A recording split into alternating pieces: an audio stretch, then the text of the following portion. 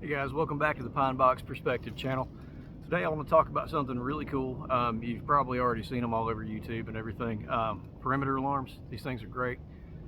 You can stab them in the ground. You've got the option here of drilling it into wood, so say a fence post, or you could hook it to the side of a shed, run your tripwire across the door. However you want to do it, really. The main objective here is you pull this up. You've got a loop, or basically a washer welded on here. You tie the end of your trip line here, and then to wherever else you want it. You can run it around a perimeter in a circle if you wanted to, a campsite. It's one of the reasons why I got this. I thought it's pretty neat. Anyway, you load your charge in here. It'll be a 22 charge, like a ram shot. This one recommended a level 2. I might have gotten these off of Etsy or eBay or something. I can't remember. I think I paid 25 bucks for this thing. They've got better ones, more expensive ones, but I thought this was kind of neat, and I also figured I could reverse engineer it and make my own, so I kind of wanted to see the pattern.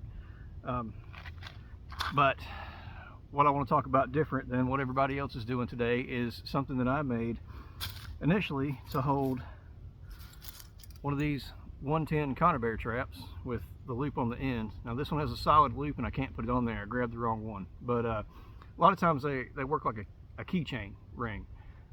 So what I did was I took a 1/4 inch nut and welded it to the head of a nail, and this is the type of nail that has like the double head on it, so you can pull it back out. It doesn't drive all the way into concrete or wood or whatever you drive it into. Anyway, I welded it on there, and I bored the threads out with a drill press so to kind of smooth it out. Now I'm glad I did that because I didn't intend on using this for a perimeter alarm initially, but now that I've got it on there, I can run my paracord, some cheap monofilament line, whatever. Today I brought some braided fishing line that was my great-grandfather's. It's been hanging around forever, so I thought I'd use it for something. But anyway, my original idea was that, now typically what I do with these, if I want to catch a squirrel, I'll drive a roofing nail, because it's got a large head, into the side of a tree. I'll set this trap and I'll hang it right there, and it kind of stays. It sort of hooks on the head of the nail and stays on the tree like that. If you use some shorter nails, or maybe cut one of these off, you could do the same thing, but you can attach those rings to this. So basically, if a squirrel or whatever goes up the tree and gets caught in this, it's going to fall and it's going to swing and it's not going to be on the ground. So you're limiting the amount of scavengers and predators that can run off with your game after you've caught it. So say a fox or a coyote, they're not going to get too high up in a tree. Now a raccoon or a possum or something could run off with a squirrel or whatever you catch in there. So do keep that in mind. But I just didn't want, if I caught something, for it to be hanging on the ground and get ran off with. But it could happen anyway. So the reason that I thought these would be good is because, say you've got your shelter set up, or your tent, or your camping hammock, whatever you want to do, laying on the ground, you can look at your trees and sort of decide a perimeter, circle around your campsite, and you can drive these nails in there. And if they're not going to be a permanent place for these nails, you can just sort of drive them in where they're good and firm and they'll hold a trip line, but you can still wiggle them back out and take them with you when you break camp.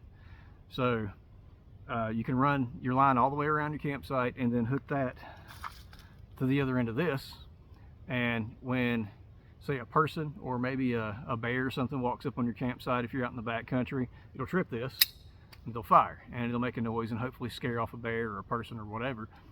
Main thing is it will alert you to whatever is in your surrounding area. So I'm going to set this up real quick and kind of show you what I'm talking about.